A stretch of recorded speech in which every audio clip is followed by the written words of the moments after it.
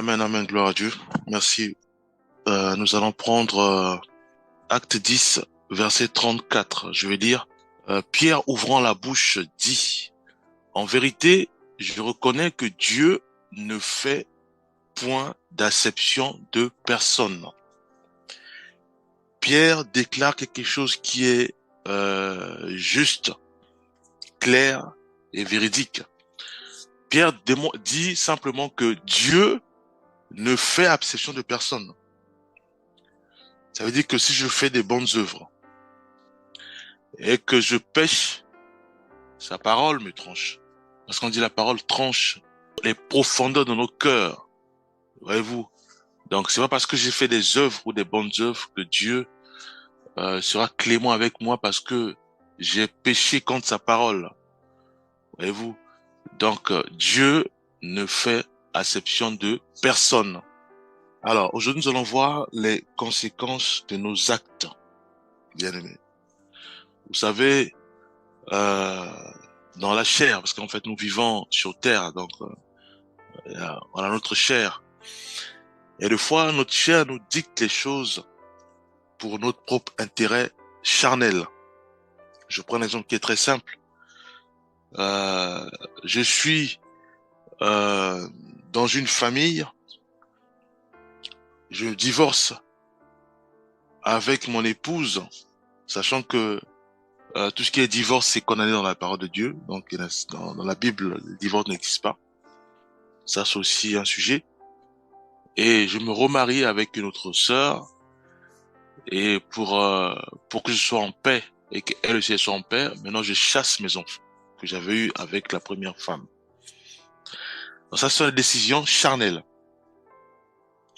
Mais il y a des conséquences à ça. Pourquoi? Parce que les enfants vont rester avec leur maman où il y aura pas d'appui. Il y aura plus à manger parce que je m'occupe plus d'eux. Les enfants vont commencer à prier, à élever leur prière vers le Seigneur.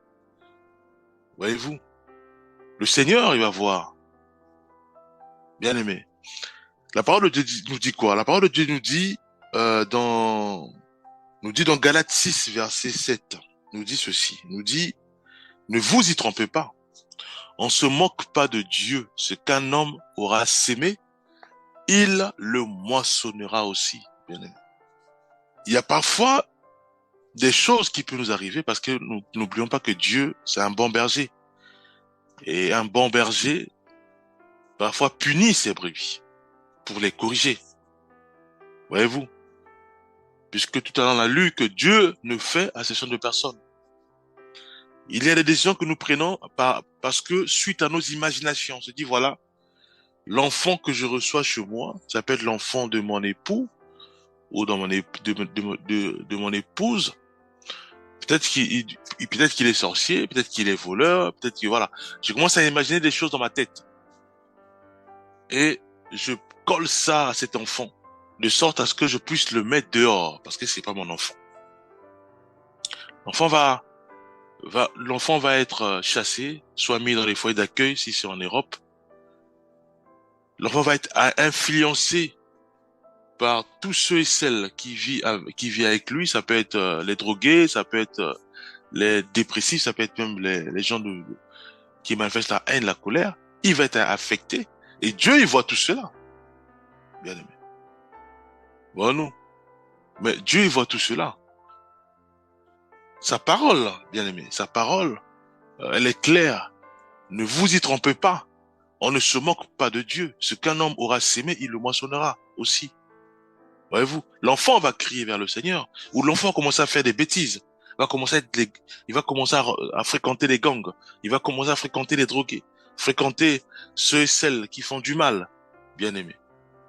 Suite à ta décision charnelle, parce que tu veux être en paix avec ton épouse, tu veux être en paix avec ton époux, tu veux, euh, tu ne veux pas recevoir, par exemple, les enfants d'un autre mari, enfin voilà, c'est pas ton enfant, l'enfant de ton mari ou de ton épouse, par exemple. Voyez-vous? Mais il y a des conséquences suite à notre décision. C'est pour ça que il est important, en tant que chrétien, avant de mettre en place des décisions charnelles, il est préférable de nous retirer dans la prière. C'est très important, bien aimé. Faut que nous retirions dans la prière. Même si je reçois des révélations comme quoi l'enfant est sorcier, voilà, je ne peux pas prendre une décision charnelle. Je dois me retirer dans la prière, frère, sœur. Parce qu'il y a des conséquences à nos décisions. Les conséquences peuvent aller très loin. Voyez-vous? Nous, on a vu des frères, parce qu'il a vu une sœur, il veut laisser son épouse de la maison. Il y a eu des suicides, il y a eu beaucoup de choses. Ça peut aller très loin. C'est pour ça qu'il est important, bien aimé. Il est très important de réaliser que quand nous vivons maintenant en couple, ou quand nous vivons ensemble, ou quand nous voulons maintenant être ensemble avec un frère ou une sœur, nous devons maintenant réaliser que je ne suis plus seul. Je dois penser maintenant aussi aux autres. Je ne peux pas penser qu'à moi. Je ne peux pas être égoïste. Je ne peux pas être avare, bien aimé. Voyez-vous? Parce que si je pense qu'à moi, les conséquences à mes décisions peuvent être fatales.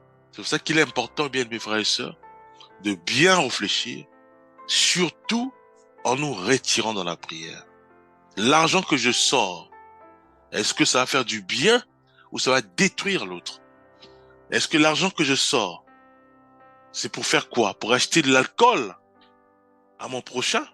C'est pour acheter la drogue, pour acheter les cigarettes, pour acheter des choses qui vont encore nuire à la vie spirituelle de mon prochain?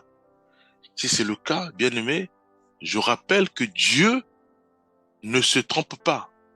Dieu dit que ne vous y trompez pas, on ne se moque pas de Dieu. Ce qu'un homme aura sémé, il le moissonnera aussi, bien aimé. Voilà nous. Et ce que j'aime, c'est que si Dieu, il est amour, Dieu, il est amour. Si nous reconnaissons nos fautes, si nous reconnaissons nos fautes, nos erreurs, Dieu est juste pour nous pardonner. C'est écrit dans 1 Jean 1, verset 9. Il est dit, si nous confessons nos péchés, il est fidèle et juste pour nous les pardonner et pour nous purifier de toute iniquité, bien aimé. Voyez-vous, aujourd'hui, faisons quand même le bilan. Aujourd'hui, l'enfant qu'on a mis dehors, il est où? C'est sûr que Dieu l'a protégé. Parce qu'on a mis dehors parce qu'il était sorcier. Ou la femme qu'on a accusée de la sorcellerie, elle est où maintenant? Si Dieu fait grâce, est-ce qu'elle fait du tort à d'autres? Non. Voyez-vous, c'est nos décisions charnelles. Parce qu'on veut absolument vivre avec un autre mari, vivre avec une autre épouse, vivre en ayant mes propres enfants, que nous prenons des décisions qui émanent de notre imagination charnelle. En disant que voilà, j'ai reçu une inspiration de Dieu.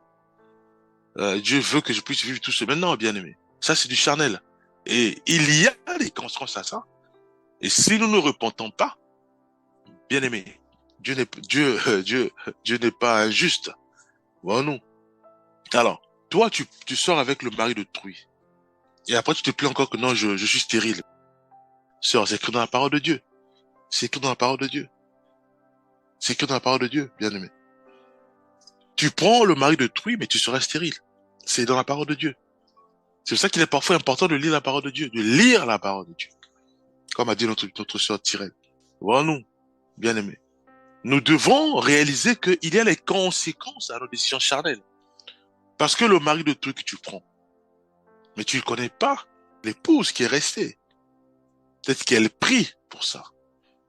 Et Dieu n'est pas injuste. Dieu entend les prières des justes. La sœur, elle est chez elle à la maison. Tu as pris son mari. Voyez-vous? Ou vice-versa aussi. Le mari est à la maison. Toi, tu veux embêter son épouse. Bien aimé. Nous devons faire attention. Nous devons faire très très attention. Parce que Le mari va rester à la maison, il va prier pour son épouse. Dieu a agréé leur mariage, voyez-vous. Et Dieu reconnaît ce mariage. Et quand le mari prie, il voit son épouse. Mais quand il voit toi, bien aimé, Dieu aussi il frappe. C'est dans la parole de Dieu. Dieu, il corrige. Voilà, non. Mais quand il corrige, c'est pas bon pour nous les humains. C'est pour ça qu'il est important de lire la parole de Dieu et de mettre en pratique la parole de Dieu. Dieu dit ceci: si nous confessons nos péchés, il est fidèle et juste pour nous les pardonner et pour nous purifier de toute iniquité. La parole de Dieu parle aussi de la réparation. C'est dans la parole de Dieu. Je vous laisse lire la parole de Dieu. On parle aussi de la réparation. Va vers l'enfant que tu as mis dehors. L'enfant est devenu majeur. Dis, je reconnais que j'ai mal agi. Pardonne-moi. Ça va libérer cet enfant. Cet enfant, peut-être que il déteste les mamans, ou il déteste les femmes, ou il déteste les hommes à cause de ta décision prise il y a peut-être des années. Voyez-vous? Parce que tu veux pas, tu reconnais pas cet enfant. Bien que c'est ton fils, bien que c'est ta fille, tu reconnais pas. Parce que tu te dis, voilà, j'ai ma femme. Mais l'enfant va grandir, mais il y aura des problèmes. C'est pour ça qu'il est important de réparer. La parole de Dieu parle de ça, bien-aimé.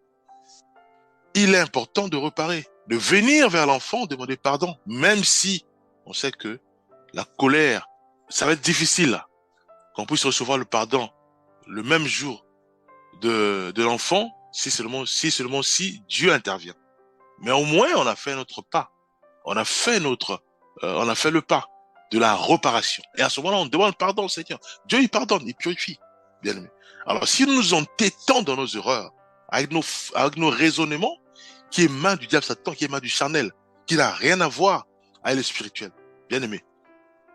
Dieu ne fait exception de personne. Voilà, nous ne croyons pas que nous sommes plus intelligents que Dieu. C'est Dieu qui nous a créés. C'est Dieu qui a mis en place le cerveau qui contrôle tout, qui dirige tout le corps, qui coordonne tout le corps, les nerfs, qui coordonne tout, qui envoie des signaux, le cerveau, qui l'a mis en place, le Seigneur. Et toi, tu es plus que le Seigneur. Si le Seigneur nous demande à nous de bien réfléchir dans la prière avant de prendre une décision, c'est parce qu'il sait. Si nous prenons une décision parce que voilà, par notre ego ou parce qu'on est avare ou parce qu'on est personnel, maintenant Dieu dit maintenant qu'il est important aussi que nous puissions nous confesser parce qu'il veut nous pardonner. On ne peut pas s'entêter, bien aimé. On ne peut pas s'entêter. Nous ne maîtrisons même pas, nous ne maîtrisons rien. Nous ne maîtrisons rien. On dit que la vie d'un homme, c'est juste un souffle. C'est qu'est-ce qui dit ça? On se réveille le matin, on se réveille aujourd'hui, on est né et puis après le soir, on repart. On repart soit au ciel ou à l'enfer, bien aimé. La vie, elle est courte. C'est pour ça qu'il est important, mes bien-aimés frères et sœurs, pendant qu'il est temps et pendant que nous sommes sur terre, nous devons vraiment régler, faire ce qu'on appelle la réparation. Demandons pardon au Seigneur, allons voir ceux et celles que nous avons offensés. Demandons pardon et c'est sûr et certain que leur cœur, Dieu va toucher leur cœur et Dieu va les guérir de la folie. Dieu va les guérir de la haine envers les humains ou envers des sœurs ou bien des frères. Dieu va les guérir de l'amertume, les guérir des préjugés, les guérir de tout ce qui est mal, de tout ce qui est tout ce qui offense. Bien aimé. Nous devons réaliser que tout ce qui sort à travers notre bouche, il y a les conséquences à ça, bien aimé. Nous devons mieux nous retirer dans la prière. C'est très important. Et à ce moment-là, c'est Dieu qui va commencer à nous parler. Et nous savons tous que Dieu est amour. Jamais Dieu va nous demander de chasser nos enfants. Non. C'est le diable Satan qui le fait sous forme de python. Hein. On parle de On parle de l'esprit de Python, dans la Bible aussi. Voyez-vous, Dieu ne sépare personne. Dieu ne sépare pas des familles.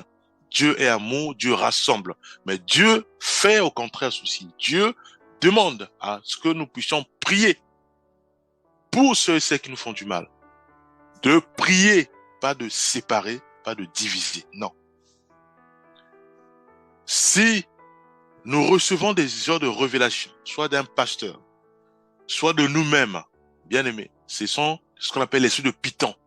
Ne cherchez pas loin, c'est l'esprit de Python. Dieu rassemble et Dieu demande au contraire de prier pour ceux et celles qui nous font du mal, bien aimés.